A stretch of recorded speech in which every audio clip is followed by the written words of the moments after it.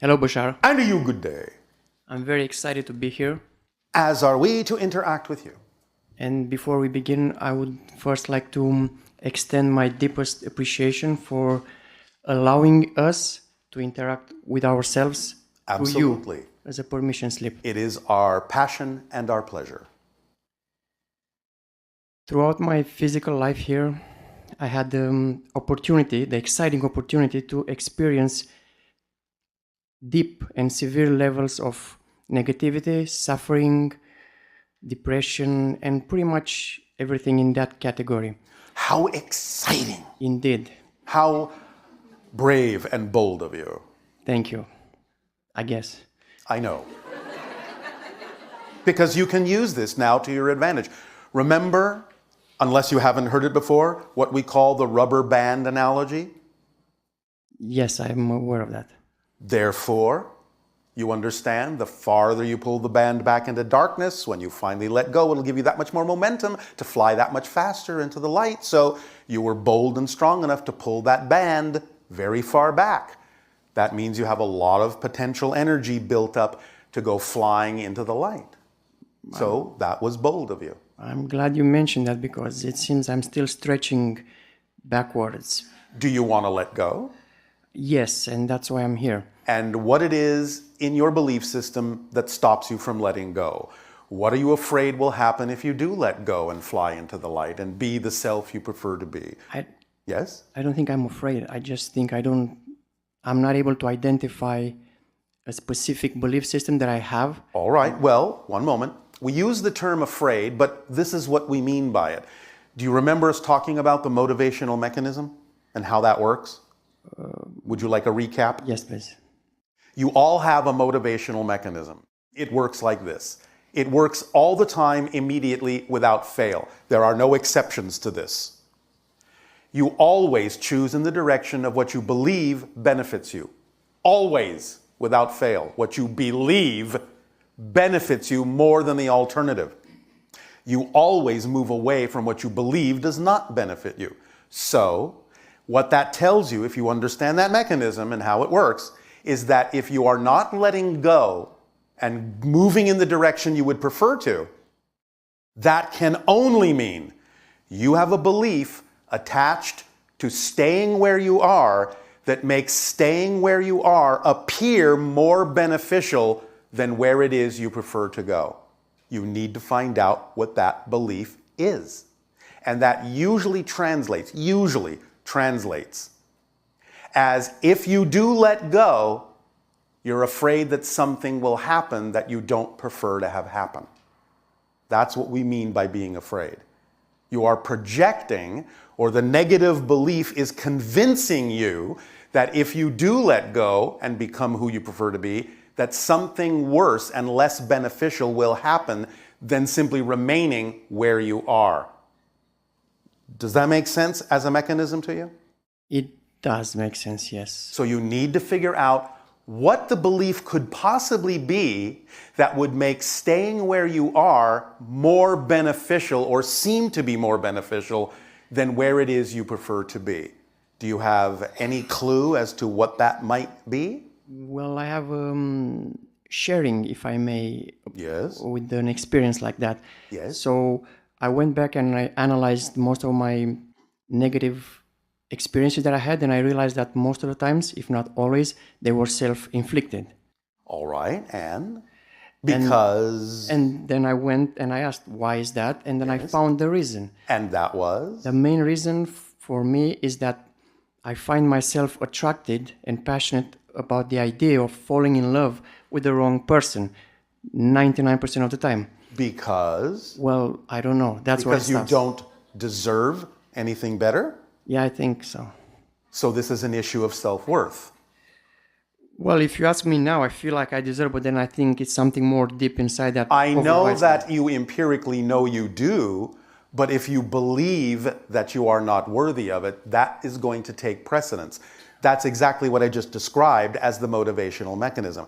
If the belief that you're unworthy is stronger than the belief that you deserve it, you will deprive yourself of what you deserve because that belief is stronger.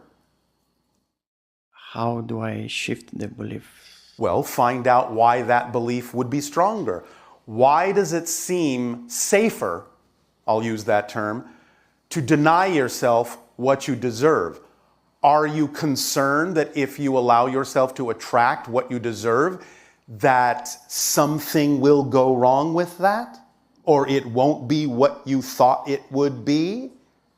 Maybe. Maybe. All right. Well, you have to be honest within yourself about these things. So, if you did allow yourself to attract what you deserve, what you know you do deserve, just by your existence, what do you imagine might go wrong? I think it would be maybe too much of positive Too energy. much positive energy. Yeah, probably. What would too much positive energy do to you? I'm not sure. I haven't experienced it yet. Yet you have an idea that it is something to avoid. So whether you have experienced it or not, you obviously have a belief about it that isn't benefiting you and prevents you from moving toward it. So what do you imagine too much positive energy might do? Blow the top of your head off or something? Something like that, yeah. So you're saying you can't handle that much positive energy? I'm sure I can, Are you? at least empirically, as you said. Well, but do you know it in your bones as true? Or is it just an intellectual concept for you? It's just a concept. Why isn't it in your bones? Why don't you know it to be true that you can handle it? I'll give you a hint, unless you can figure it out. Please, go ahead. All right. You have to look to your definitions of what it means to have positive energy, because you are creating a definition wherein having positive energy could possibly have something go against the positive energy, and that's not a definition of positive energy. You have a different definition. So you have to clarify and clean up your definition of what it is that's capable of happening when you create a positive state of being. Many people on your planet say exactly what you're saying. I would create a positive state of being, but I'm afraid that if I do, something negative will happen. That's not a definition of a positive state of being. Nothing negative can happen in a positive state of being. Even if it looks like it's negative, even if somebody else defines it as negative, you will know that by staying in a positive state of being, you can only extract a beneficial and positive effect from it, no matter how it was created, no matter how it looks, no matter what anyone tells you about it. You know that by staying in a positive state of being, you cannot be affected negatively. That's what you have to know is the definition of being in a positive state. Any other definition is not a definition of a positive state. So you have to be clear about how you're defining the concept of what's possible in a positive state. Yes? Yes, and this is where intuition comes into place, and most of the times, actually, it never failed me. Intuition can, but this is really just about knowledge. It's about knowing how things work. It's about understanding this literally almost from a physics point of view. You cannot experience what you're not the vibration of. It's simply not possible to experience something that you are not operating on the same wavelength as. Well, I'm glad you mentioned that, because there were cases when I felt extremely excited and positive and Yes. and everything was wonderful, and then the outcome was completely different. That's because you are equating the idea of that outcome to being in the positive state, and that's not the case. I understand that physical reality and continuity can make it seem as if that was the outcome of the positive, excited state, but it wasn't. If you have an outcome that is actually truly negative, now I'm talking about something different than what you expect, because just because something unexpected happens doesn't mean it's negative. If you're labeling it as negative because you didn't get what you expected, that's the definition you need to change. But the idea is that if you do experience something negative after having been in a positive state, that negativity is not the result of the positive state. That negativity is the result of you leaving the positive state. And that means you applied a negative definition to what happened instead of a positive one. You can recognize that something that manifests may not be what you expected, may not even be what you prefer. But that's a neutral observation and does not insist that you have to define it in a negative way. You have to know that whatever happens in your life, whatever pops up, no matter how it looks, must be there for a positive reason. And if you stay in that frame of mind, you will be able to use even what you don't prefer in a way that you do prefer. That's how you use the negative positively. And then when you use it in a positive way, it will usually go away because you've used it up. There's no reason for it to hang around because you were willing to validate it as having a reason to be there that serves you, instead of assuming that just because something unexpected happened, something went wrong. That definition is what causes you to experience that something went wrong.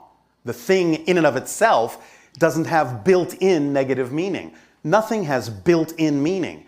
You give it the meaning. Now, you may give it that meaning unconsciously and then see the negative result from the negative belief you applied to it so quickly you didn't even know you were doing it. But that's why it's so important to become aware of your definitions so that they don't catch you off guard by making it seem as if, well, that just happened out there. That's just because that's built into that situation. No, it never is. It's always coming from you. And therefore, you have a feedback mechanism that lets you know how to course correct and realign yourself and say, wait a minute. I don't have to automatically assume that just because I got something I didn't expect that that's a negative thing. Let me see how I can define this in a positive way that serves me. Catch yourself, stop yourself, find the definition that gave it the negative experience, that attached the negative experience to it, and let go of that definition and replace it with a more positive one so you can get a beneficial effect out of whatever happens. Because as we have said, and we'll say again now, it doesn't matter what happens. It only matters what you do with what happens. That's what makes the difference. Is this helping? It is, and I have tried just that, but it feels like... No, you haven't. Because if you say, I've tried it, you're saying that you still had an assumption and an insistence and an expectation of what the result was supposed to be. You don't know what the result needs to be until it shows up. And that's what shows you what it needed to be.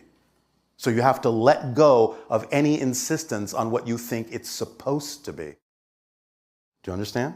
Yes, it feels like the body sometimes just takes over the mind. That is an excuse. And it comes from a negative belief because that's not true. You're buying into something as if it's a fact. Just because you feel it doesn't mean it's a fact. The fact that you feel like the body sometimes takes over is one of the tools the negative belief uses to convince you you don't have the power to change. You have to see through the lie, the smoke and mirrors of the tools the negative belief uses. It's not doing it maliciously, that's just how it's built. But you have to know that that's not true. In other words, when you hear yourself saying, or hear yourself even thinking, sometimes the body just takes over and I can't do anything about it, that's exactly, perfectly, and precisely the moment to stop yourself and go, wait a minute, that's not a fact. It's an opinion, it's a belief, it's a perspective, and I don't have to buy that as true. But negative beliefs will make themselves appear to be facts, appear to be true. You have to catch them in the moment and say, tricky little belief. I heard that coming out of my mouth, I heard that going through my head, and I almost fell for that, but I caught myself. So thank you for allowing me the practice to have more discernment over what really is and isn't a fact. Is this helping? A lot. All right. Another layer of this Yes. experience is the fact that I've Is not... the fact that? Well, it's the Is the belief that? belief. Well, It's a fact that you can have a belief, if that's what you're saying. okay. It's a belief that during my experience here, there seems to be a particular female template that helps me experience this negative cycle that we just talked about. And All right. But if it helps you experience that, it must be doing it for a positive reason, yes? But why that specific physical template? The eyes, You the hair, must everything. need that template to teach you something about yourself. I learned that I'm tired of this. Maybe that's the lesson. I was tired a long time ago. Obviously not tired enough. Yeah, I'm When you are old. really sick and tired of being sick and tired, you will stop choosing to be sick and tired. Obviously, if it keeps happening, you're not tired enough. So keep doing it until you're really tired enough of it. Then you'll let it go. You'll realize that you don't need to keep doing it. Because you can only be doing it because you believe it serves you. Remember motivational mechanism? Yes. You can only experience what you believe serves you. So you must not be tired enough of it yet to let it go. And that's okay. So there's no other reason that there will be that specific repetitive physical template. It's just an excuse, a permission slip for me to feel miserable. Yep. And it's working great. Is there a way I can slow down my aging process? There was somebody who By living in the moment. And you know how you live in the moment? You follow your passion to the best you can with no insistence or assumption as to what the outcome is supposed to be. That's how you accelerate your vibration, and by contrast, accelerating your vibration allows you to slow down and live in the moment. And that's how you become ageless. slowing down the molecular level of the aging process through Be meditation. living in the moment. Because you know how when you're acting on your passion, it seems like time passes in a flash? Yes. You've had that experience? Yes. So if you are doing something you love to do and you're in that state of being and it appears like or feels like maybe 15 minutes has passed, then you look up and reconnect with the world and oh, it's been 2 hours or 3 hours. What you feel was the time that passed, the 15 minutes, is all you've actually aged. Even though you might reconnect with the world 3 hours later and catch up to the consensus reality of time, if you only experienced 15 minutes in that experience of joy, you have actually only aged 15 minutes. That's how you become ageless. You collapse time. You live in the moment. You don't experience as much time because you're not focusing on so many details that you need more time to focus on them. You're acting holistically. You're living more in the now, which is timeless. But there's so many passionate people who age just like everybody else. And that's okay. Just look at how they age, though. I'm not saying you won't mature. Even we mature, but we are not infirm. We are not diseased. We are still energetic. And many of you are too, no matter how old you are. You're getting more and more examples on your planet of people that are over 100 who can probably outdo you. So the idea is to understand that that's possible, understand it's becoming even more probable, and allow yourself not to focus on that needing to be the outcome, but just focus on living in the moment and let yourself age and mature naturally for you. Because there is still a reason for that to happen in your society to a certain degree. Now, that will become less and less and less necessary over time. And for some individuals, it may not be necessary at all at any age, in any time frame, in any era. But the idea is that if it does happen while you're living in the moment, then there's a reason for it to happen that serves you. So stop having the insistence that something shouldn't be happening. Just use what's happening in the most positive way you can. That's the point of this conversation. Yes? Yes. Does that help you? A lot. All right. And one last thing. Yes? I feel like I'm absolutely ready to meet you in physical form. You are not. What happens if we do? You will blow up. And what happens if I'm okay with that? Well, then, what purpose does that serve? Well, I What guess we'll purpose find out. does that serve? Tell me what purpose it serves. What if we try in a lucid dream? Would that be... In a lucid dream is fine. So can we meet? Because that's a different dimensional vibration. And there is, shall we say, less probability that our higher vibration won't overwhelm your vibration and force to the surface the things that you may not be ready to integrate within your psyche yet. This conversation between us has happened because you're still working on yourself. Yes? Yes. You're still holding on to certain vibrations that are wholly incompatible with the vibrational frequency on which we operate. We operate 10 times faster than you. It would burn you out. Therefore, the idea of incorporating this information is what allows you to accelerate yourself and become more vibrationally compatible. But the idea of being in another dimension, in what you call the lucid dream, that acts as a buffer. It's another reality that allows us to be more vibrationally compatible without negative effect to you in terms of your physical journey. And obviously, you are still on your physical journey and still exploring the idea of belief systems within you that don't serve you. And therefore, it would not really serve you for us to interact in your physical reality at this time. Please understand, we've done this before. We know what we're talking about. And we will do nothing that in any way, shape, or form, from our perspective, in our experience, would bring any degree of harm to you. So we cannot do that yet. But there will be potentially a time in which that could happen. The more you live in the moment, the more you accelerate your vibration, the more you become vibrationally compatible with us. And so in time, in perfect timing, then something like that could happen. You need to increase the probability by being more of yourself first. That's the process. That's contact. But you're having contact right now anyway.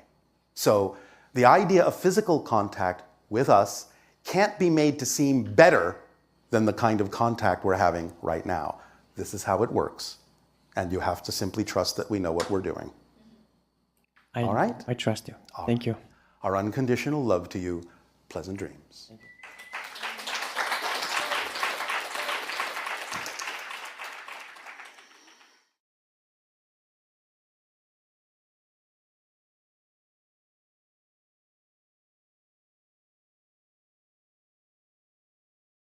Question has to do with suicide. And the person is asking, are either of these statements true? Someone who commits suicide will usually come back in physical form more quickly than someone who has died of natural causes.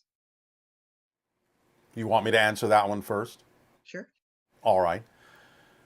Generally, that seems to appear to be the case, but only because when a person arrives in spirit, they may realize very rapidly that that wasn't necessarily the choice they initially would have made, and they wish to finish the theme that they chose to explore, so they will look for an opportunity to do so in physical reality. Now, that's not necessarily true for everyone. Some may continue their theme of exploration much later, or in a different dimension, or even as a non-physical being. But in general, when you make a choice to experience a certain thing from the spirit level to begin with, linearly speaking, you usually want to stick to it and finish the job. So many times people that commit suicide will suddenly awaken to the fact that they did make a choice initially that was very important to them, and they will usually look for an opportunity to go back into the situation, at least something similar, so they can finish the theme they chose to explore relatively quickly, linearly speaking. So on average, in general, yes, there's validity to that, but it's not absolutely true for everyone. Okay, and also, is this statement true? A being could get stuck in a dimension if they commit suicide? No. They may think they're stuck. They may create an experience of being stuck for a while, but again, only because of the belief systems they may have brought in with them. Eventually that will dissolve because they have help from physical reality for those individuals who are sensitive to such things, and they have help from their spirit guides in non-physical reality as well. So they can have the experience of being stuck, but they're never actually stuck. That's just an illusion. Okay, and also the idea that if someone is terminally ill and they are in great suffering and they choose to have assisted, suicide, I suppose. Yes. Does that come with the same idea of what you were saying in the first question? No, not necessarily. Again, as always, you can't make a general concept true for everyone. It depends on the reasons they're doing it. It depends on why they have attracted that situation to begin with. But in general, in the way you're asking the question, no. Okay. So there are, there's legitimate reasons for quote-unquote suicide. Well, again, remember, all death is suicide because mostly you have determined the window of your lifespan. And then basically the choice of how you exit is something having to do with opportunity, but it may also have to do with the other people that are involved in your life, etc. Yes. Again, you have to take it, as always, on a case-by-case, person-by-person basis to see why someone has chosen what they have chosen and why they're experiencing it in that way. But in answering the question generally, the answer is generally no. It's not the same as if you commit suicide through the idea of desperation or fear. You mentioned sometime that there are spirits that rematerialize into physical form on Earth. What is the longest time a spirit has remained physical on Earth after dying, and was the spirit human, animal, or plant? I'm not allowed to tell you about that at this particular point.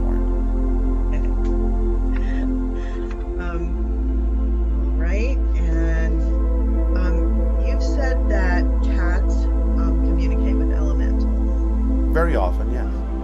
When do cats learn to speak to elementals? Is it instinctive from birth? Are there telltale signs when the cat is doing that? And what is the conversation usually about? It is instinctive from birth. You can usually tell, though not always, when they focus on something that you say isn't there, that you can't see, but they seem very attentive in a particular direction. Now, that's not always the case. They might be looking at something you just can't see with your own eyes. That is still in physical reality because they have very sharp senses. But again, it can look similar. They can be engaged with something that you can't see, and you can tell they're engaged with something by their focus, their head motions, and body language, and so on and so forth. Very often, though not always the case, what it's about is something that either has to do with the cat and its relationship to you, or it has to do with things that the cat can experience when it's out of body, and the cat's life in general or specific terms. But a lot of it will usually have to do with things that are going on in the life of the human and the cat and the relationship between them, and how that might progress and evolve to including the elemental in some way, shape, or form that can be of assistance to the lives of the humans and the cats, and other animals participate in this as well. It's not just cats. But they do have a strong proclivity for this kind of activity. What sort of mind structures do plants have, and how different is it from mammals? Do they ever dream, reflect, or use archetypes to communicate like humans do? Absolutely they do, but we're not going to go into a deep explanation now, but they have a difference in the way that they experience those things. It's a different form of reflectivity. It's a different experience of an archetypal connection. But we will go into that at some other point in more detail. But yes, they have all those things, just different. Do you want to comment at all on this cryptid that is called Dogman? Not at this time. Okay, and from your point of view, what is the relationship between power animals and sacred plants, as in shamanism, and humans? Who are they, and how can we develop a stronger and healthier connection? Sacred animals are animals. Sacred plants are plants. Every plant has a sacred aspect. Every animal has a sacred aspect. Every human has a sacred aspect. It's more about the level from which the shaman is experiencing a relationship with those animals, those plants, or those other people. Because coming from a higher level, a shaman can see and perceive different levels of those beings, no matter what they are. So it's more about the idea of the sacred level that exists in all things being more perceivable to the shaman, because the shaman has evolved to the level where they're interacting not just with the typical physical representations, but with the higher dimensions and levels of spirit of those animals and plants and humans and other things as well. Thank you. Are there tones, pineal tones, that help with balancing our mind and also could have other effects with the pineal gland? Yes, and we will discuss this concept at another time as well, but the short answer is yes. Okay. Okay, so on to some ET galactic type questions that we have. Yes. If someone passes to the other side of a black hole, what will they see? Depends on the black hole. Because there can be black holes that are tunnels to other points in space-time. There can be black holes that are portals to other realities, other universes altogether. It depends on the type of black hole. So these sounds, I think they just recently came up with a recording of the sound of a black hole. Well, the sound, in a sense, is a reconstruction of the idea of the perturbations that exist within the space-time field as you recognize it in your terms.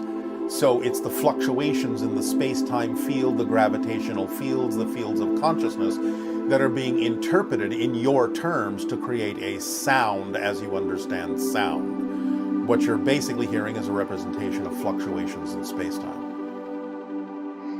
And what would happen if a person went to the end of the universe and left it?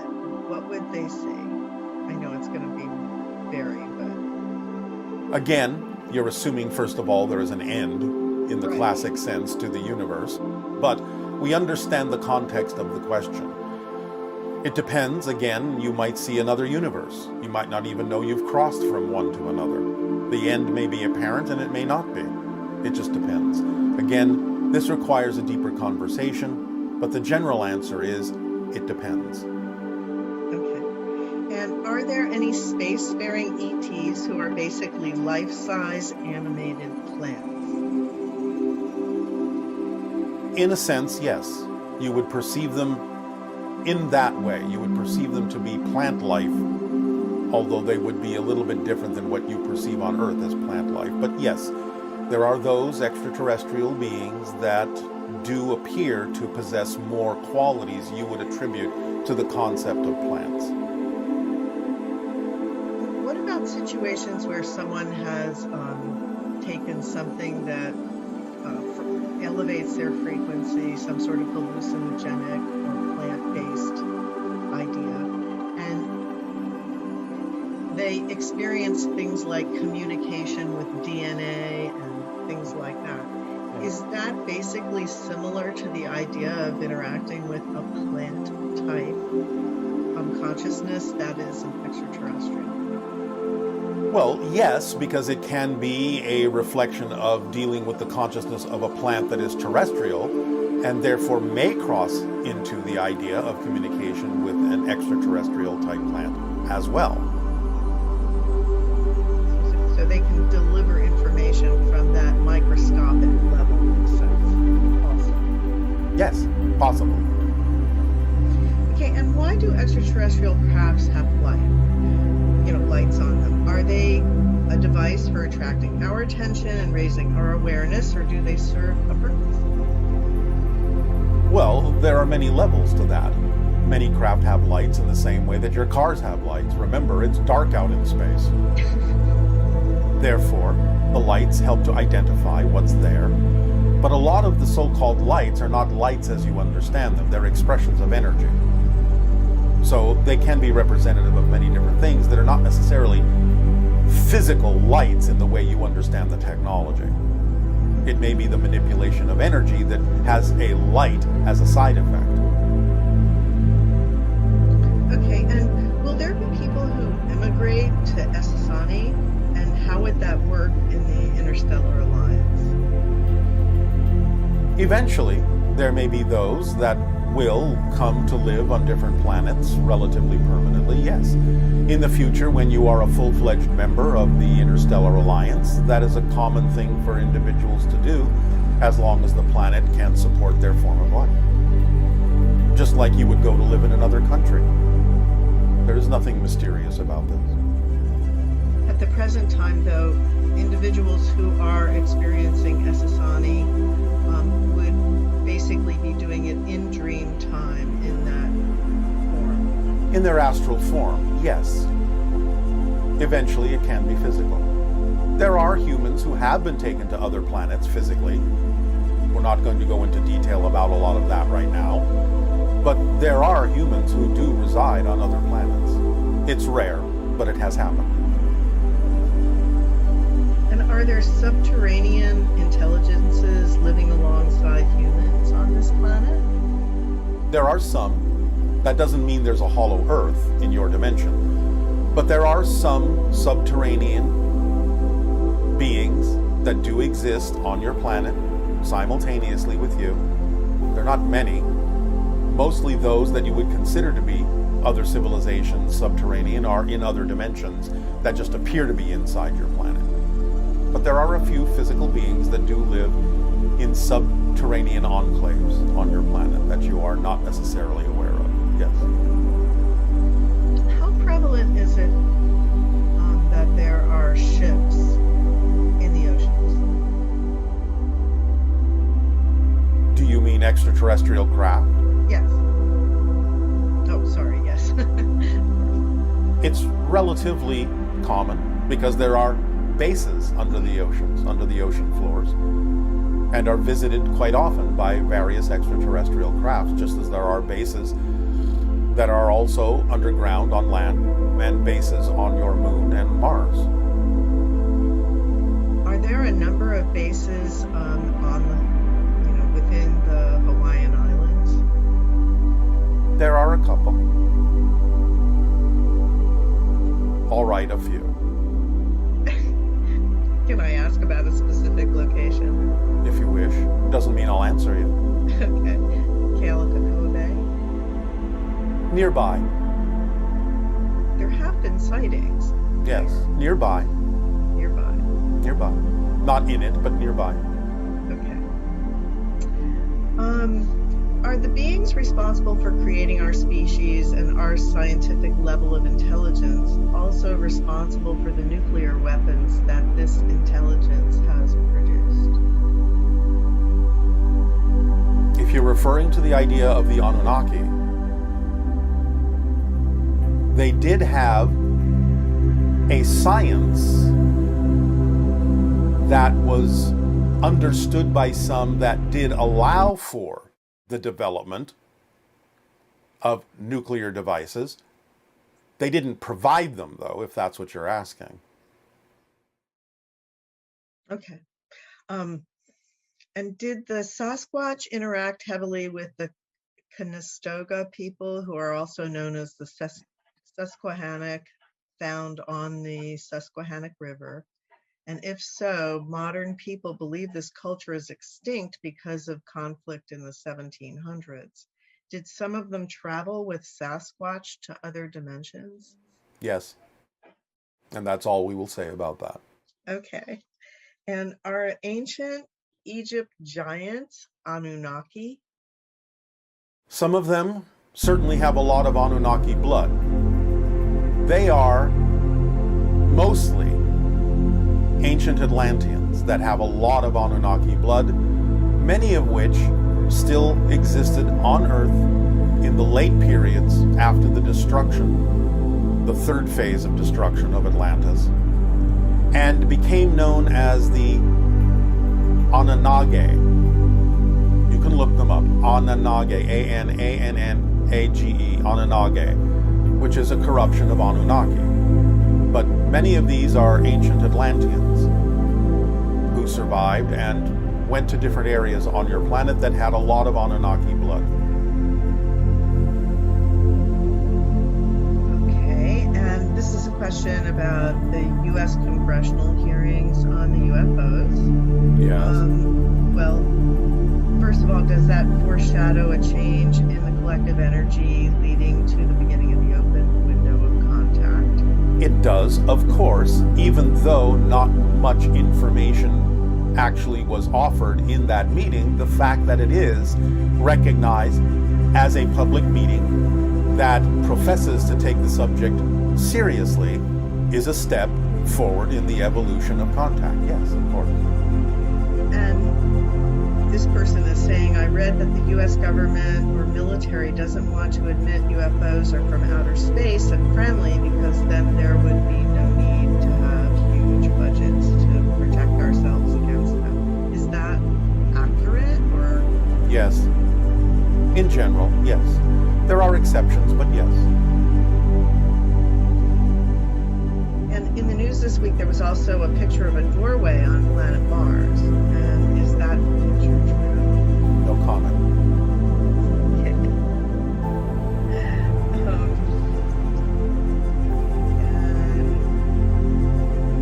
And there'll be a device in the future that will help access the unconscious mind and discover our negative beliefs. Can you tell us what kind of a device that would be? It will be an AI device. And is it connected with the internet? Because you've talked about how we would be able to talk with our higher minds through the internet. I guess it's sort of a representation of that idea. It's not the internet as you know it, but it will be something similar. Okay, and can you tell us something about advances in health and medicine, what they might look like that would help us continue to evolve and move towards greater and greater open contact? Eventually, it will all be based on the understanding of resonance and frequency of energy. So eventually, will we be able to like regrow limbs or Yes. restore senses? Yes. All of those things? Yes. And will it be through the use of AI? Because right now we already see that happening where... Partly, yes. It can be aided by AI, yes. But it has to do with frequency and resonance. Okay. And lastly, this one says the cultural belief that change is created through rage, rejection, and punishment seems to be gaining momentum, at least in our society and maybe even worldwide. And can you help us understand what an individual can do to shift that so that we have a more smooth progression toward our evolved future? Or is this whole period of quote-unquote negativity that the world seems to be going through just part of our growth process? It depends on how you use it. As we have said, you're getting everything out on the table because it's the end of the cycle. You're shifting into a new cycle. You have to be able to see every possible choice and every possible opportunity to be a living example of better choices, of more positive choices, without necessarily needing anyone to choose them. But the idea is to be a living example of that. That's how you can help. But remember, again, you're never going to change the planet you're on. You're going to shift to another version of Earth that will be more and more reflective of the changes you make within yourself. But being a living example through the actions that you take that are more representative of a positive reality will allow those who are inclined to do so to also choose and match those frequencies in a more positive way. But again, the idea is, unless you see all of the negativity, you won't know what choices necessarily there are to make or not make. So you're getting it all out on the table, so you give yourself the freedom to choose what you truly prefer and leave behind what you truly do not. And for those that are concerned about nuclear in the current situations that are happening, you've mentioned that full-out nuclear war would not be allowed to happen on this planet because of the effect that it would have in other dimensions, etc. Yes. Correct? Yes, but limited nuclear strikes we cannot necessarily prevent. So if there's a limited nuclear strike that then turns into a full-out exchange, is that like if there was a limited nuclear strike and then someone retaliated in a limited way, would that qualify as being allowed to happen, or would it only be that it would be stopped at that point? We would gauge the ultimate effect of any reaction and determine whether or not it would reach the level where it would interfere with other dimensions. It will be allowed as long as it does not cross over into other realities that are not yours. As soon as it reaches the level where it would do so, it would be stopped. just in keeping with the idea that there are things happening on our planet that are very challenging for all of us, or a lot of us. Yes. In terms of a positive way to look at war and what is happening, what is our best method for doing I cannot instruct you in that. You have made this too political, and we are not allowed into your politics that deeply. We would simply say, once again, look for those who exhibit the idea of courage, of strength, of positivity, of doing things in a way that can mitigate things without the idea of violence and force, but who also are willing to defend themselves. Allow yourself simply again to continue to be living examples and take the actions necessary to demonstrate to others that they do not have to operate out of fear, that they do not have to operate out of control and lack. It's up to you. It's your planet. We can only go so far in aiding and assisting you. You have to make the decisions that work for everyone in the most harmonious way, and help those who live in fear to understand there is another way. We have to leave most of that up to you, to use the tools we have shared with you in ways that can be of assistance and service to all. It's your planet. Thank you, Bashar. We really appreciate your perspective and all that you share with us. It is always our passion and our pleasure and our gratitude and appreciation for allowing these exchanges to occur. Depending upon what you do with this information will make all the difference in all the different versions of Earth that you choose to experience as you move forward on your evolutionary path. Interesting. Wow.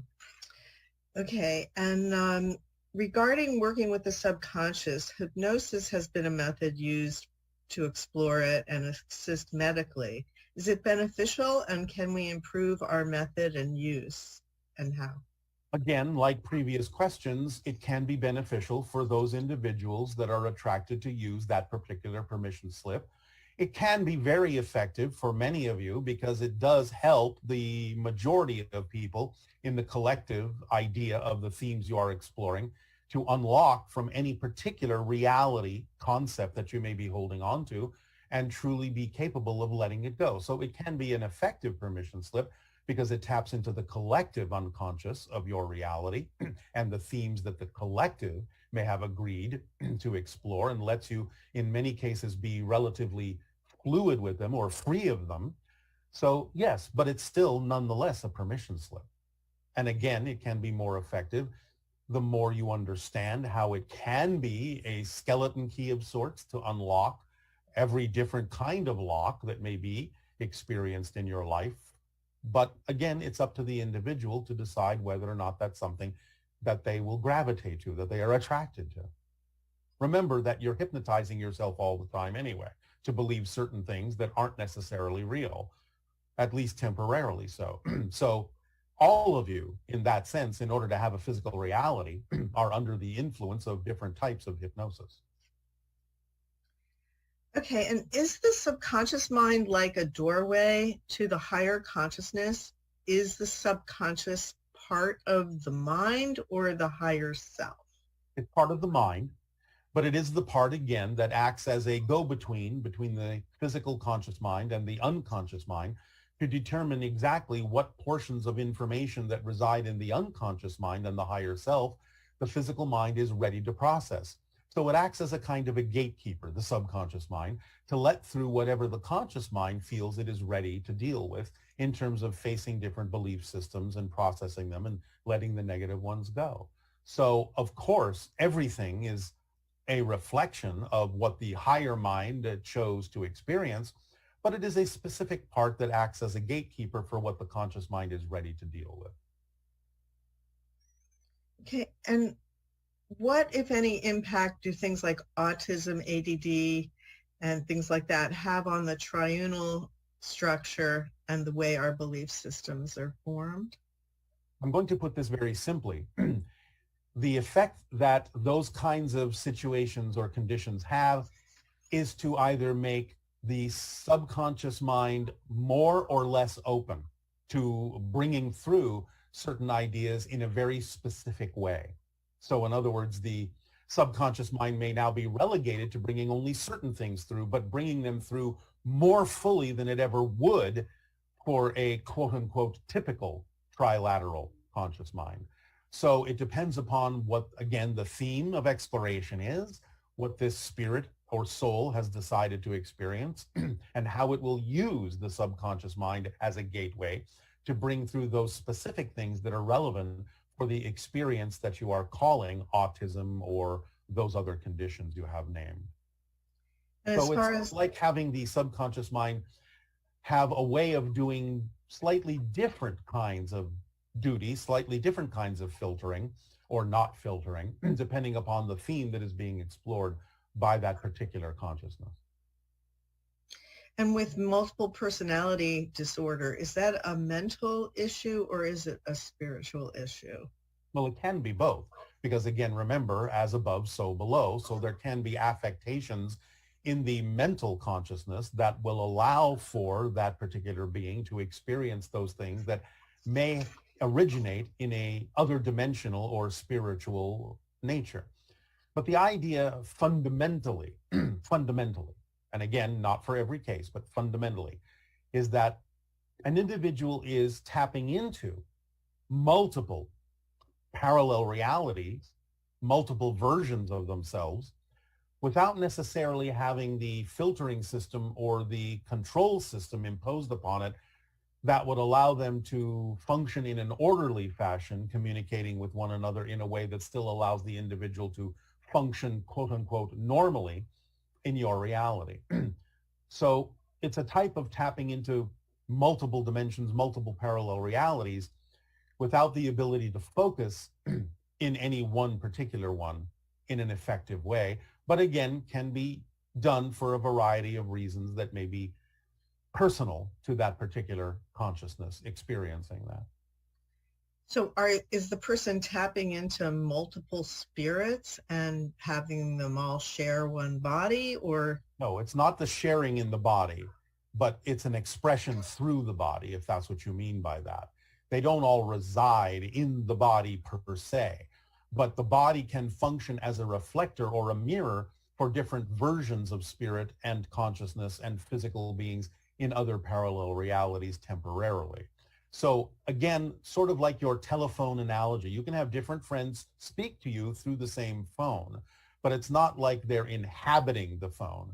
It's like the idea is that the phone and your body is a device that can, based on its frequency, allow different voices and different experiences to come through temporarily. So is creativity from the higher mind, the subconscious mind, or the unconscious mind? It is mostly from the higher mind, although there can be versions of it that filter into the unconscious and subconscious and even the conscious mind in the form of inspiration. But as we said, the idea is that the higher mind is the conceiver. The brain is the receiver, and the physical conscious mind is the perceiver. So what you're calling creativity is a conception that originates in the higher mind, in the higher self, and filters down in whatever ways are relevant through the unconscious, subconscious, and into the conscious mind in ways that allow the conscious mind, the conscious being, the personality to be creative. But all of that comes from source and therefore filters down, so to speak, through the higher mind to the conscious mind, the triune conscious mind. How does that relate to the higher mind, to the oversoul, to the higher, to the unconscious, subconscious? I notice there's confusion often. All right. Again, without going into too much detail and too many layers and levels, because you can create a number of them anyway for various purposes. Of course, everything starts with all that is source. It all comes from that. It's all an expression of that. But it goes down into different levels of oversoul, whether you want to say it's a universal oversoul or a galactic oversoul or a solar system oversoul or a planetary oversoul is relatively arbitrary. But it goes from the oversoul level into the individual soul level. And then the individual soul creates the idea of the non-physical higher mind and the triune physical mind. Then through the experiences of the physical mind, you create the concept of the unique spirit that is germane and unique to that particular physical experience, and that becomes part of the soul. But the idea, again, is that it usually goes from oversoul to higher mind, to unconscious to subconscious to conscious mind, that then through its experience creates a representative spirit that is a unique representation of the experience of that particular personality that then resides in the soul and the oversoul and all that is from that point forward, speaking linearly. Awesome. Mind filtering UFOs. Are there does the unconscious and subconscious minds that are responsible for filtering out things filter out UFOs, fairies, elementals, other beings from the conscious mind and limit what it can receive? And if so, is it being due to negative beliefs or is it for other reasons? Both. It can be for fear-based beliefs that it's doing that filtering. It can be something that the conscious mind believes it's not ready for. That would cause upset and imbalance within it to perceive those things because of its theme of exploration. And it can also simply be that the being is not ready in timing for the idea. And it simply can be outside the theme of exploration. But again, there are limitations there that are dissolving. You are becoming more aware that these beings exist, that these forms of consciousness exist, that there are ET beings, that there are extra-dimensional beings, that there are elemental beings. There are different aspects of consciousness that are connected to your planet in a variety of levels. And therefore, it's really simply a matter of when it's the appropriate timing for you to allow and open up and dissolve the barriers between the conscious, subconscious, and unconscious minds to the degree where they can perceive more in the conscious mind of what is all around it all the time. The unconscious mind is always aware of these things, just as the higher mind is. But again, it's a reservoir that holds these things back because the subconscious mind determines from the belief system of the conscious mind what the conscious mind is ready to perceive and experience and interact with based on the theme of exploration and the belief systems that exist at that moment. Okay, thank you. Yes.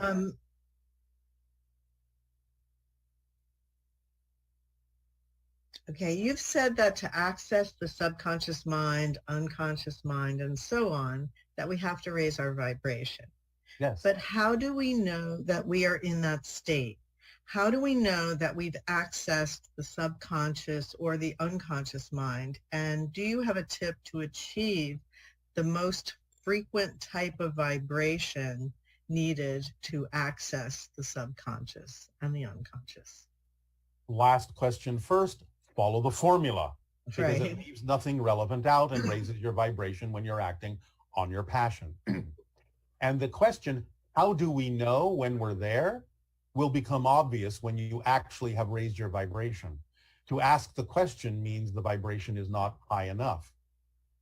When you are in the high enough frequency, that question will no longer be relevant and it will be exactly apparent what level you're on, what vibrational state you're in.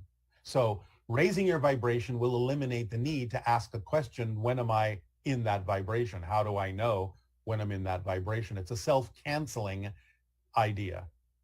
Is there a frequency level that you can mention that you would need to be at in order to receive that information? It may be slightly different for everyone, but in general, it usually happens for most humans on your planet when you have achieved something above 180,000 cycles per second. So if you're in the channeling state, so to speak, or you're following your passion, so you're in that state, there's different levels of excitement and full consciousness commitment to the experience, because maybe things are running in the background, etc. Let me correct that. Okay. There are different expressions of excitement, but there aren't different levels of excitement. Excitement is excitement. Passion is passion. It can express itself in different ways, and there can be different vibrational states to those expressions. But the raw core idea of passion or excitement is a pure vibrational state without different levels in it. That's the point we're making, is that when you're actually functioning more holistically in the vibration of passion and excitement, the idea of much of the so-called confusion about what level you're on disappears, because by definition, what comes with that is a complete recognition by definition of exactly what pure state you're in. Okay, so I know that a lot of people, after they experience you and the communications from you, they feel a deep sense of inspiration and excitement about their lives and what they can do. Yes. Comparing that to, say, someone who loves to paint, but while they're painting, they're thinking about the bills they have to pay or something like that, Then even they're though not in their passion. They're not in their passion at that moment. So you would be able to feel that inspired sense that we can feel after interacting with you. That would be a true indication of that higher frequency, yes? Yes, stay there. Okay. No matter what you have to think of. The idea is, again, you must remember that this all happens in perfect timing. There will be a time when, if it is important for you to ponder the idea of a bill, it will come in the form that is still part of your passion. It won't be a distraction. It won't be a less than experience. It won't distract you from the passion of the moment. You'll find the right time to be passionate about the idea of paying a bill, if that is something that is truly necessary as part of your passion. So these things come in pure form. They don't obstruct each other. They don't interact in a way that is destructive to one another. It still allows you to come in a form in perfect timing that allows you to experience each and every one of those things in its pure, exciting form. Again, Okay, this is an issue of perfect timing. Okay. And you've talked a lot about memories and how we create our memories from the present, and also how we can change the past by shifting our frequency. Yes. So how does that relate to other people that are in our lives if their memories aren't aligned with ours because we've shifted frequencies and shifted the planet that we're on? How does that synchronize between the people in our lives and what we remember and what they think is true? Well, again, as we have said, for a while, you are agreeing to play the game of continuing to be aware of people that have made different choices and are experiencing different things. You're allowing that to be part of your game for a while. Eventually you won't. Eventually there will be no, shall we say, disagreement on the overall picture of what you're experiencing when you have shifted to the version of Earth where everyone is relatively harmonious and in sync with one another. But for now, for the purpose of experiencing process and for the purpose of still giving yourself the opportunity to change your mind and make different choices, you have agreed, even during your shifting, to shift to versions of Earth where you're still aware that there are different choices you could make that may not be relevant or in alignment with what you prefer. That's part of the choice you're making for now, to give everyone a chance to make their choices, to see in you different experiences they could choose for themselves, and for you to see in them different ideas you could choose for yourself. That's part of the game you're playing, even while shifting to different versions of Earth. So what kind of a timeline are we looking at with this in terms of when you would experience Earth and be experiencing people having similar memories to you? Of course, it will vary from individual to individual, but again, we could say that the overall bubble would probably be about 50 of your years. Okay, and so for those individuals who may not live for another 50 years, they would just experience varying degrees of that? Yes. Again, it will be per individual. Some may go on ahead. Some may lag behind. There may be an average to it. So you can't just say it's true for everyone, but we're giving you an overall average for the collective of your reality, barring the exceptions. about 50 years for everyone that you perceive in the version of Earth you're in to seem relatively harmonious Wow. to whatever idea, relatively in sync to whatever idea you're experiencing, whether it's positive or negative. This question has to do with suicide. Yeah. And the person is asking, are either of these statements true? Someone who commits suicide will usually come back in physical form more quickly than someone who has died of natural causes. You want me to answer that one first? Sure. All right. Generally, that seems to appear to be the case, but only because when a person arrives in spirit, they may realize very rapidly that that wasn't necessarily the choice they initially would have made, and they wish to finish the theme that they chose to explore. So they will look for an opportunity to do so in physical reality. Now, that's not necessarily true for everyone. Some may continue their theme of exploration much later, or in a different dimension, or even as a non-physical being. But in general, when you make a choice to experience a certain thing from the spirit level to begin with, linearly speaking, you usually want to stick to it and finish the job. So many times people that commit suicide will suddenly awaken to the fact that they did make a choice initially that was very important to them, and they will usually look for an opportunity to go back into the situation, at least something similar, so they can finish the theme they chose to explore relatively quickly, linearly speaking. So on average, in general, yes, there's validity to that, but it's not absolutely true for everyone.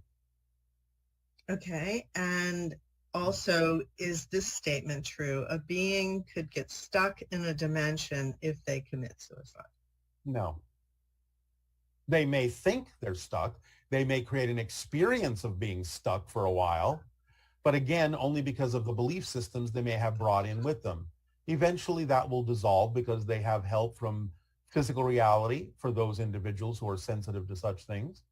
And they have help from their spirit guides in non-physical reality as well. So they can have the experience of being stuck, but they're never actually stuck. That's just an illusion.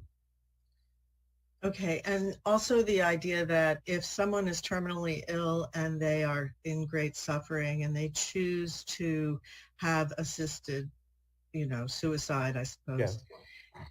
does that come with the same idea of what you were saying in the first question? No, not necessarily. Again, as always, you can't make a general concept true for everyone. It depends on the reasons they're doing it. It depends on why they have attracted that situation to begin with. But in general, in the way you're asking the question, no. Okay, great. So there are, there's legitimate reasons for quote unquote suicide. Well, again, And then, remember, all death is suicide because mostly you have determined the window of your lifespan. and then basically the choice of how you exit is something having to do with opportunity, but it may also have to do with the other people that are involved in your life, etc. Yes. Again, you have to take it, as always, on a case-by-case, person-by-person basis to see why someone has chosen what they have chosen and why they're experiencing it in that way. But in answering the question generally, the answer is generally no. It's not the same as if you commit suicide through the idea of desperation or fear. You mentioned sometime that there are spirits that rematerialize into physical form on Earth. What is the longest time a spirit has remained physical on Earth after dying? And was this spirit human, animal, or plant? I'm not allowed to tell you about that at this particular point. Okay. All right. And you've said that cats communicate with elementals. Very often, yeah. When do cats learn to speak to elementals? Is it instinctive from birth? Are there telltale signs when the cat is doing that? And what is the conversation usually about? It is instinctive from birth. You can usually tell, though not always, when they focus on something that you say isn't there, that you can't see, but they seem very attentive in a particular direction. Now, that's not always the case. They might be looking at something you just can't see with your own eyes. That is still in physical reality because they have very sharp senses. But again, it can look similar. They can be engaged with something that you can't see, and you can tell they're engaged with something by their focus, their head motions, and body language, and so on and so forth. Very often, though not always the case, what it's about is something that either has to do with the cat and its relationship to you, or it has to do with things that the cat can experience when it's out of body and the cat's life in general or specific terms. But a lot of it will usually have to do with things that are going on in the life of the human and the cat and the relationship between them and how that might progress and evolve to including the elemental in some way, shape, or form that can be of assistance to the lives of the humans and the cats, and other animals participate in this as well. It's not just cats. But they do have a strong proclivity for this kind of activity. Okay. What sort of mind structures do plants have, and how different is it from mammals? Do they ever dream, reflect, or use archetypes to communicate like humans do? Absolutely, they do, but we're not going to go into a deep explanation now, but they have a difference in the way that they experience those things. It's a different form of reflectivity. It's a different experience of an archetypal connection. But we will go into that at some other point in more detail. But yes, they have all those things, just different. Do you want to comment at all on this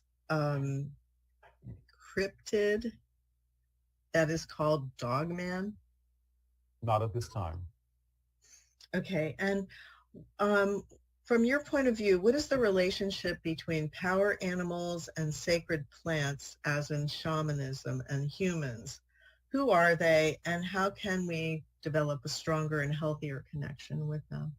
Sacred animals are animals. Sacred plants are plants. Every plant has a sacred aspect. Every animal has a sacred aspect. Every human has a sacred aspect. It's more about the level from which the shaman is experiencing a relationship with those animals, those plants, or those other people. Because coming from a higher level, a shaman can see and perceive different levels of those beings, no matter what they are. So it's more about the idea of the sacred level that exists in all things being more perceivable to the shaman, because the shaman has evolved to the level where they're interacting not just with the typical physical representations, but with the higher dimensions and levels of spirit of those animals and plants and humans and other things. Is the idea of a level of your consciousness that is much, shall we say, larger than your physical mind, and in fact is the repository and the reservoir from which all your lives come. All what you call past lives, all what you call present lives, all of what you call future lives, and all of what you call parallel reality concurrent experiences. Now, again, as a reminder, all lives exist at the same time because there is only now. And you make cross connections to these other lives to glean information from them that you may need in this life and to give information to those other lives that they may need in theirs. But for the sake of clarity, we will simply speak in a colloquial way and talk about the idea of past, present, and future, even though that's just an illusion. And all these lives exist at the same time. But the oversoul is like the idea of the hand. And all the different lives that stem from it are like the idea of the fingers that extend from the same hand. So even though there may be many different lives, they are all connected back energetically, vibrationally, to the same oversoul for many of you. To illustrate this point, of the approximately 6.5 billion people, individual personality structures that exist on your planet incarnationally at this time, that is only representative of approximately 300,000 oversouls. So you are many of you connected to each other in a variety of ways. And even though you have distinct and unique lives, many of you share some of the same oversoul vibrations, even in this reality, let alone all the other lives and all the other parallel reality extensions that the oversoul can, shall we say, spin off from itself. After the oversoul, in that sense, has extended different extensions, different ideas of different lives that it wishes to experience, the first level, shall we say, of differentiation that it creates within itself in order to create this spin-off is the level that you call the soul, the individual soul. So the idea you can see on your diagram is that it says individual soul and or spirit. There is a slight degree of difference between these two ideas, which we will explain later on. But for now, the idea is that the first level of differentiation vibrationally is what you call the creation from the oversoul that contains many souls, the differentiation or extension of an individual soul that is destined in a sense or sent out to experience a particular unique life experience. The idea thus then is that the soul will differentiate its vibration yet again, shall we say, splitting itself in another fashion to create what is called the higher mind. Now, this higher mind exists in a realm unto itself that is parallel to your physical reality and has similar traits to the idea of being its own unique experiential dimension. But the difference between the realm or the world of the higher mind, as it is different from the realm or the world of the physical mind, which is farther down the ladder, vibrationally speaking, even though these worlds are parallel, the main difference is that while in physical reality you experience the idea of a lot of motion in space, and not so much the idea of motion in time, in the higher mind's world, you experience far more motion in time and less motion in space. The idea being that that's why the higher mind has the ability to perceive what you would call the past, present, and future all at the same time, because it has the senses, it has the point of view, it has the perspective of looking at all of the different frameworks that your life is creating to experience itself in on a moment-to-moment basis, linearly speaking. So the higher mind is like the version of you that stands on the mountaintop and can see far and wide and see all the trails and all the pitfalls and all the paths you could take. Whereas the physical mind is like being down in a valley. And it is important thus then to rely on the guidance of the higher mind and allow yourself to form a relationship and a bond of communication with the higher mind in order for the physical personality to navigate the idea of the world of the physical experience, receiving guidance and the perspective of the higher mind that can see clearly which way you need to go so that you do not fall into too many holes.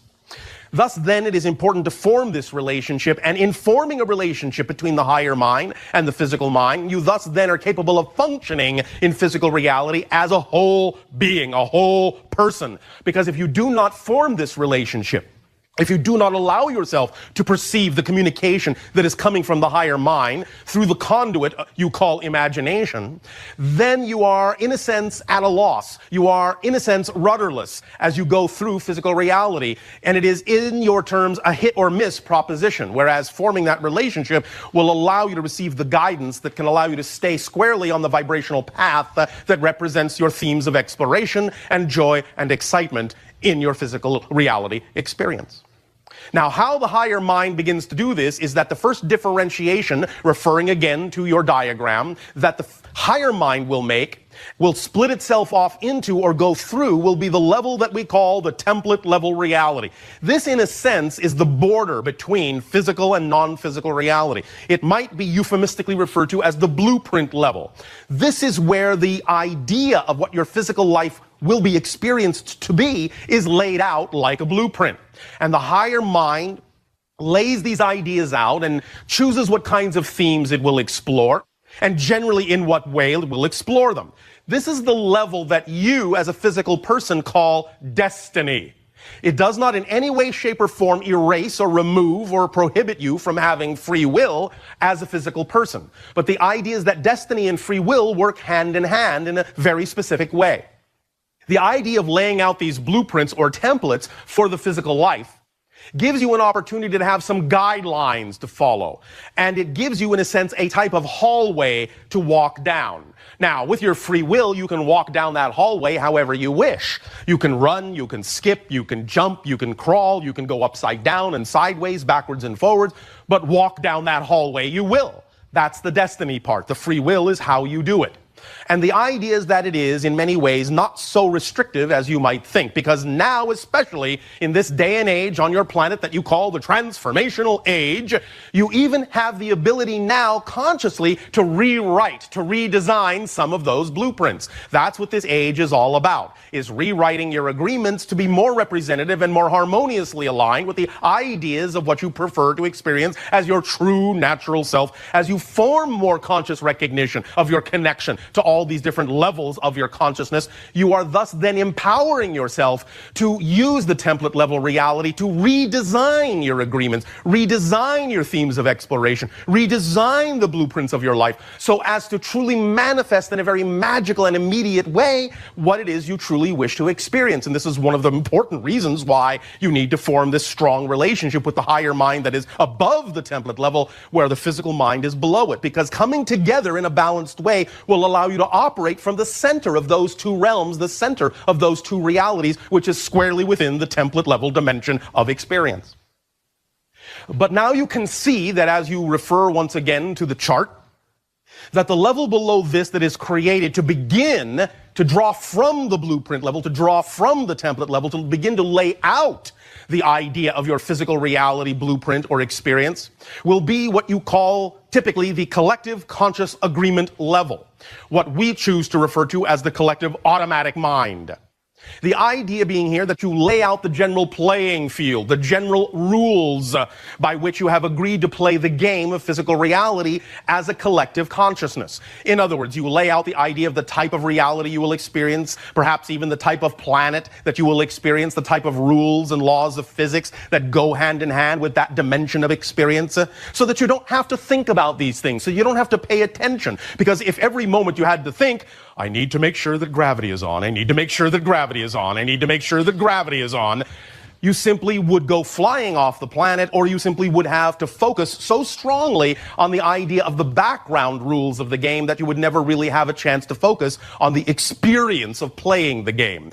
So the idea of creating an automatic level, a playing field, a board, if you will, sets up the automatic rules by which you are playing that you don't necessarily need to pay attention to. They just automatically go on to allow you to play the game. And then, as you see, the next differentiation and the next lowering of the vibration creates more crystallization on an individual level. Now, this is where it starts to crystallize in the automatic individual mind, the idea of the specific theme you will explore on that playing field, in that particular reality that you have agreed to play in with other beings in this collective game. So therein lies your specific conceptual idea of what you will explore as a unique individual.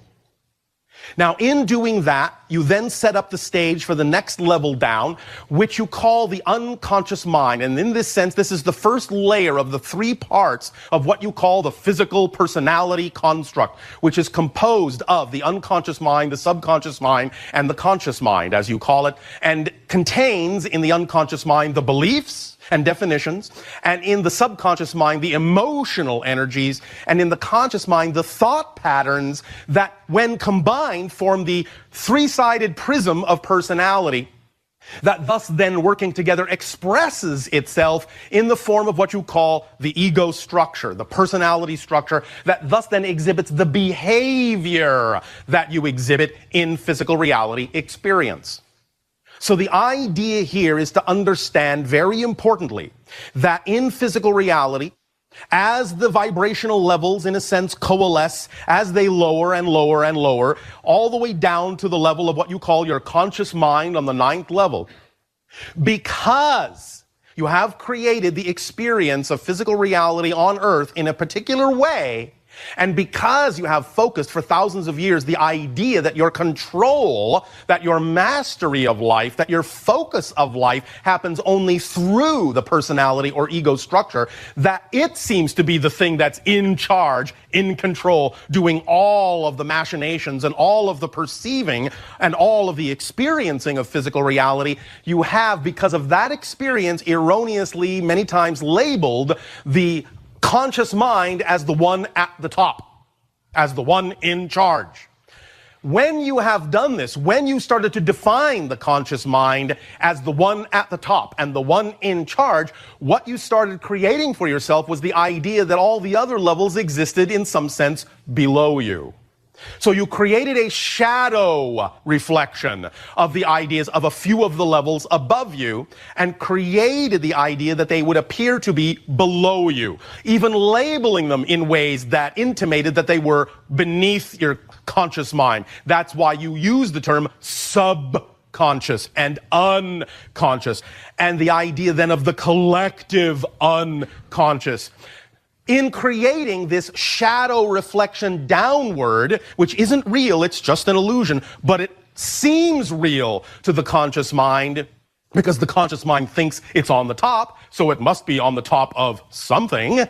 It thus then assumes that the emotions that exist within the subconscious mind are a lower frequency. And it assumes that the belief systems in the unconscious mind are a lower frequency still, deep down below, beneath, under the conscious mind. And assumes that the collective unconscious is, in a sense, lower still in vibration, deep, deep, deep down underneath the conscious mind. For when you see the idea, when you hear the idea, in a sense, of hypnosis, and you go into the idea of the subconscious or unconscious or collective unconscious mind, as you have labeled them, you always say, well, you're going to go deep, you're going to go down, down, down into these levels of consciousness below and beneath and under your conscious mind, which is the waking state.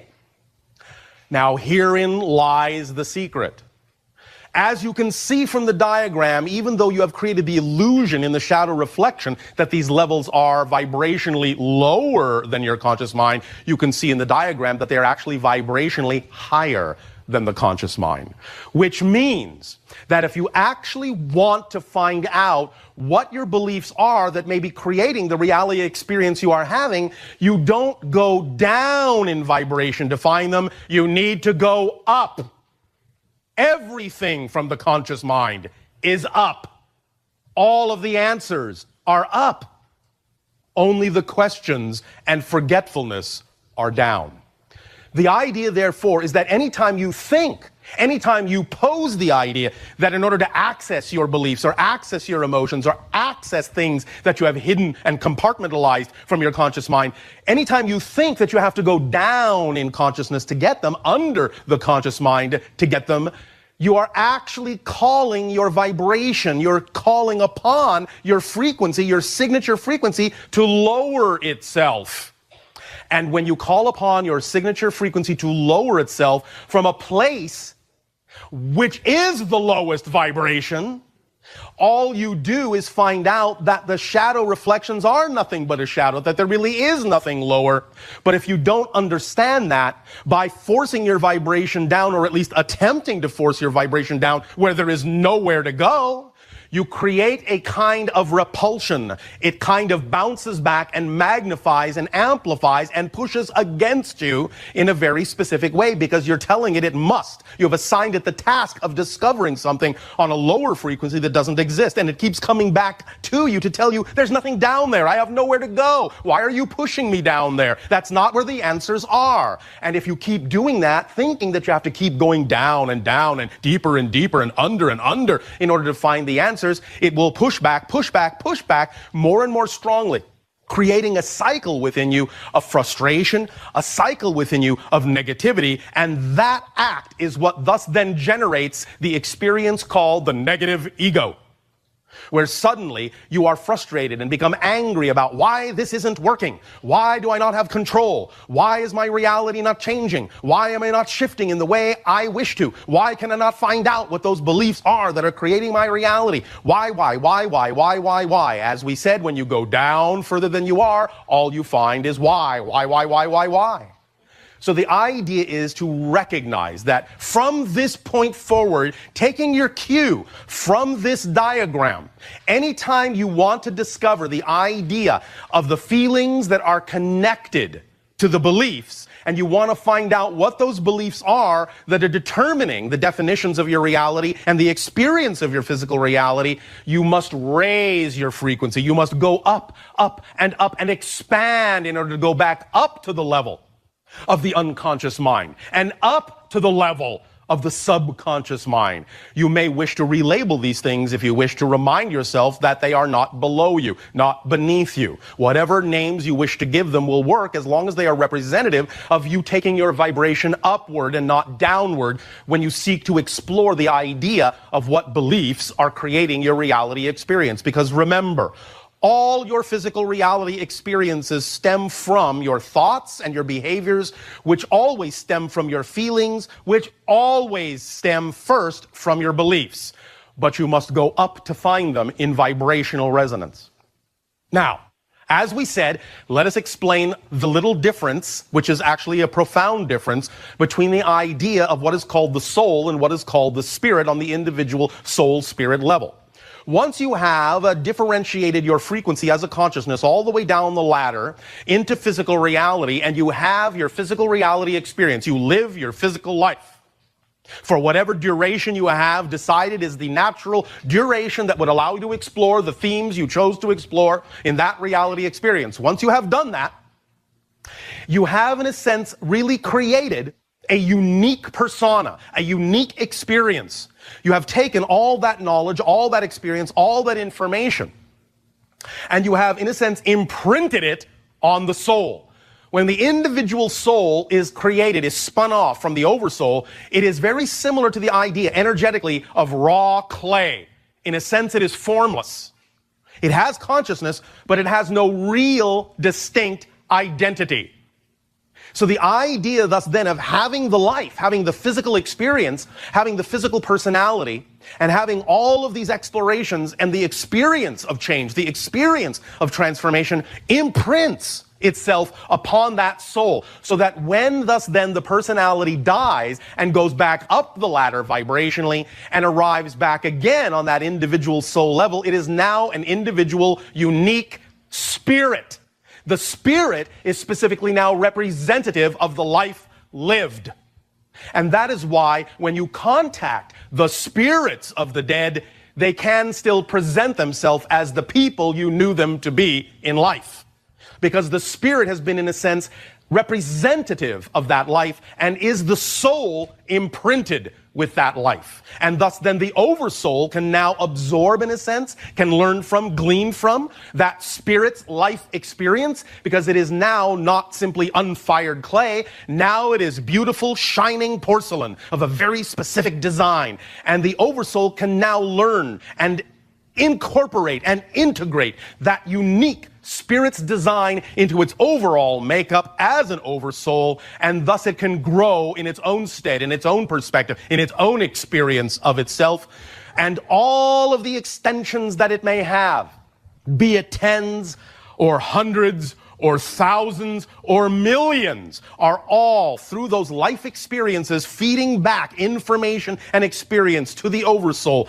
All the different individual souls imprinting themselves and becoming transformed into spirits and going back up the ladder, back up the vibratory scale to the oversoul. And from that point in the oversoul, going upward yet again to oversouls of oversouls of oversouls of oversouls, all the way up to the source, the all that is, the one. Thus then the idea of the 9 levels are those immediately relevant to your experience of physical reality. And when you understand truly the order in which they really are created, the relationship order in which they exist, and you know now that it is important not to go down to search for your answers, but to always go up, lest you create the idea of the negative ego, then you will gain much more power and much more clarity and much more efficacy at manifesting the experience and physical reality that you prefer, of manifesting the physical experience that is more in alignment with your true self. Because by understanding these relationships and actively engaging with these different levels, as we said, forming bonds, forming true relationships with these different levels of your consciousness in a very clear way, through the conduit of your imagination, from physical to higher mind, then you will allow yourself the opportunity to know more consciously how to design your physical reality. You will understand the structure more clearly, and in understanding that structure, you'll be capable of using the blueprint level. For when thus then you truly understand the relationship and you truly understand the structure, then your imagination becomes many times more powerful. And when you start imagining and visualizing the reality that you prefer and start seeing it and generating the energy and the excitement that goes with it, then that imagination actually starts to change the idea of the template level reality, starts to rearrange it, starts to rewrite the blueprint. And when you rewrite the blueprint with your imagination that much more powerfully, it will thus then bounce back down and recrystallize into your physical reality, crystallizing more and more every day in every way as the reality that you have now designed with your imagination. You will start this cycle of not just staying down here and bouncing back from the shadow realm, but you'll start going up and down this way.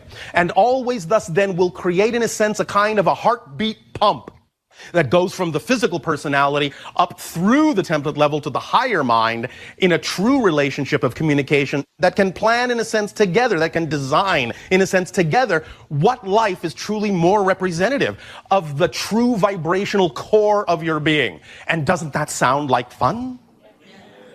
Doesn't that sound like fun? Thank you. So, remember. Anytime you seek the answers, go up, not down. For down only lies forgetfulness, separation, and more questions. And up lies integration and remembrance and answers and your true self. It really is that simple. It's just about knowing what direction to truly go in. It's all about resonance. It's all about frequency. It's all about vibration. And allowing yourself to create and generate the vibratory frequency that represents the state of being you truly prefer to be. So remember, when you visualize that reality using this structure, remember, it's not about that particular picture from your physical mind needing to come true exactly as you imagine it. It's about the energy that it generates and allowing the higher mind to bring you the version of that image that is most representative of the energy that visualization generated within you. Because the higher mind knows far more ways to generate that kind and to manifest that kind of a reality than your physical mind does. So don't be insistent on that particular picture that your physical mind conjures. Simply bathe in the energy that is symbolized, that is generated by the symbol of the visualization. But let the higher mind bring it to you in whatever way actually serves you best. Because remember, what to the physical mind may seem like the ultimate, may seem like the ceiling, to the higher mind is just the floor, is just the beginning. And the higher mind is capable of bringing you a manifestation of reality far greater than the physical mind is even capable of imagining. So please let it do so. Let it do its job. And let the physical mind do its job of simply keeping you focused in the physical reality experience, which is the entire purpose of ego. That's its only job, is just to keep you focused in physical reality so that you can actually have an experience, so that you can actually, in that sense, perceive physical reality. Remember, higher mind conceives, the brain receives, and the physical personality, the physical mind, just perceives. And that's all it does. It does not know how something is going to happen. It only knows how something is happening. And let the higher mind show you how something will happen, because in the higher mind is the magic, is the bigger point of view, is the bigger picture. But when you work together as a whole person, then the physical mind benefits from that perspective.